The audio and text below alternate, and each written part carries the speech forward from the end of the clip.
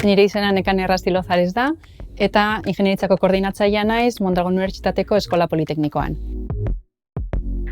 Hezkuntza arautuaz gain, etengabeko prestakuntzako ere alorra badaukagu, eta honek egiten du urtero 3.000 ikasle inguru gurera etortzea, beraien ezagutzak eguneratzera, ikasketa berriak barneratzera eta abar. Guzti hortarako, enpresa sare handi bat daukagu, zeinak gure jardueraren egunerokotasuna ahalbideratzen duen.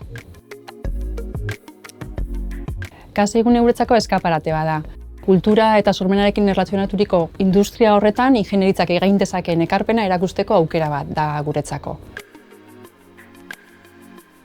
Agian ezkutuan edo beste presenzio batzuk dauzkagu gizartean, eta honi esker kaleratzen ari dira, biztaratzen ari dira, eta beraien lekua hartzen.